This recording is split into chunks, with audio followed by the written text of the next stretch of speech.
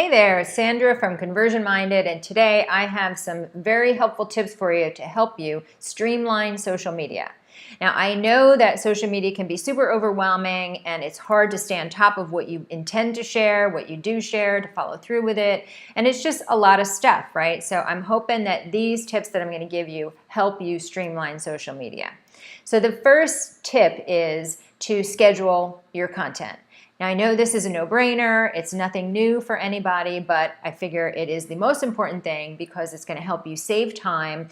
And not only that, but if you use the right tools, you'll be able to always be sharing something for your new followers, and you'll always be having things to share because some of these scheduling tools allow you to reshare your content. And that's super helpful because let's say that you forget to actually manually share something that you wanted to share. You know that you have content that's going out. It's helping you to build your following and your engagement and everything. So in terms of scheduling tools, I use a number of scheduling tools. I use Later for Instagram. I use Board Booster and Tailwind for Pinterest. I use Smarter Queue for Facebook, LinkedIn, and Twitter. And sometimes I use Buffer as well for Twitter. Those are my scheduling tools, and I base that on my ability to get initial traction for my new blog posts. I like to be able to use scheduling tools that will allow me to share a lot of posts related to that, either piece of content or blog post, and then also that ability to recycle and reshare. So Smarter Queue does that, Board Booster does that, Tailwind does that. So look for tools that allow you to do that, and that's going to free up your time in a major way. So that's my first tip for you, is to definitely use scheduling tools if you're not already. The second tip is to plan your content once a month. So let's say on this first Sunday of the month, you sit down and you plan the content that you're going to share. You use a content calendar template. I have one. I'll leave a link to it in the comments here, but it's super helpful for you to get a high-level view of what you intend to share.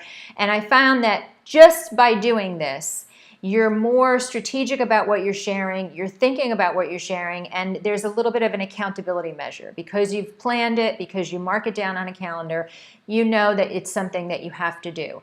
And the other thing that this helps you do is to make sure that the content that you're sharing really leads to your end goals. I like to think about all of your content leading people directly into your promotions and products and that, whatever you're selling, right? So this way you will be able to get a little bit strategic about it. And not only that, you can start brainstorming the specific types of content you're going to share, whether it's blog posts, whether it's events, whether you have some motivational quotes or behind the scenes or product shots, whatever it is that you are planning to share, you can start actually making notes about it and prepping ahead of time for that.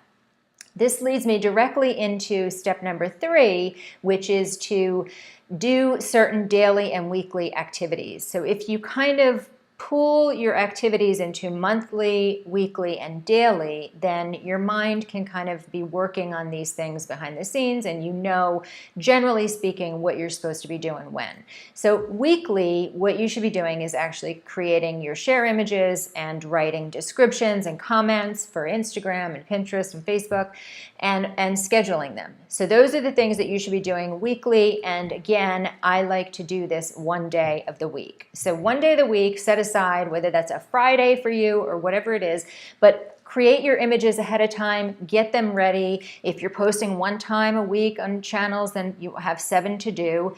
And it becomes much easier than it sounds because you start to get into a flow with it. So, create the content, put it in your scheduling tools, write your descriptions, and this way you're not struggling during the week, or you're not feeling like you're falling behind during the week. You're trying to post something on Instagram real quick. So, you don't want to be caught doing that. You want to do it ahead of time, know that it's all set to go. You don't have to think about it. You know that things are being shared. So weekly, you want to be doing that. And then daily, what you should be doing is engaging. You go in, you check your social channels, you see, comments, you respond to comments, you comment on other posts. This should only take you about 10 to 20 minutes. The other thing that you can do daily is if you're in Facebook groups, engage in Facebook groups. Take that time to also share your content, engage, answer questions, ask questions in the Facebook groups.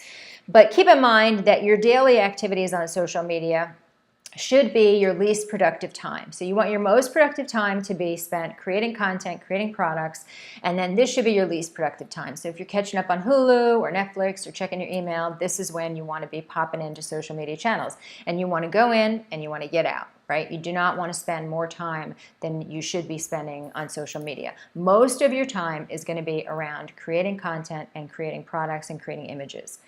So that leads me to the fourth tip that I have for you, and that is to definitely use things like templates, use worksheets, use spreadsheets to help you track what you're sharing and keep track of when you shared it, where you shared it to. I use spreadsheets for Facebook groups. I use spreadsheets for Pinterest groups, for Pinterest tribes, for my blog posts, for my products.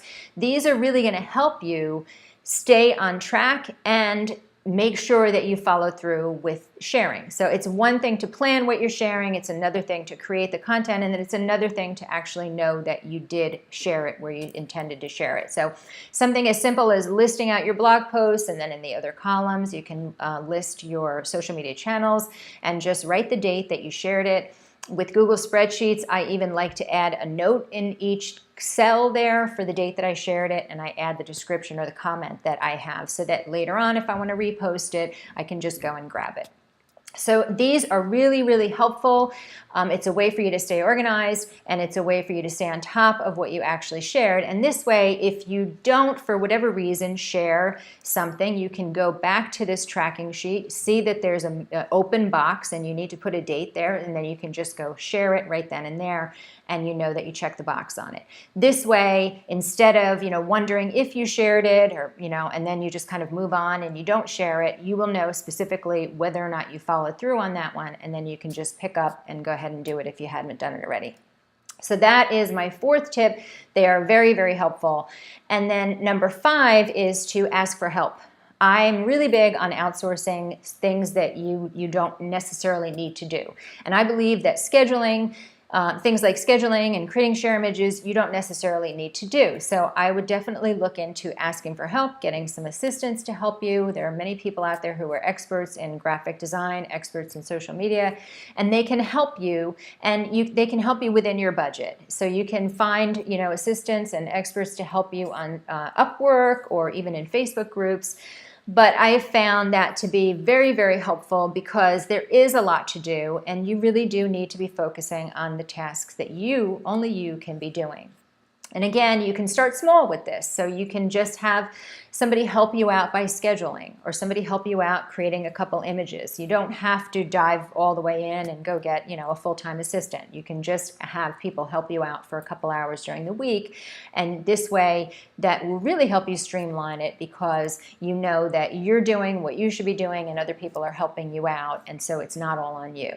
So I hope that those 5 tips are helpful for you. And if you have any questions to these, let me know. I'm going to recap them quickly for you. So the first thing is to use scheduling tools. The second thing is to plan your content once a month. The third thing is to once a week, you're going to be creating share images and scheduling posts. And also you're going to be going in daily and commenting and sharing to Facebook groups. And then the fourth thing is to use those spreadsheets and those templates to help you stay on track. And the fifth thing is to outsource and ask for help and get help where you need it. So again, I hope that's helpful for you guys. I'm going to leave that content calendar template in the comments, and let me know if you have any more questions about this. I'll be glad to help.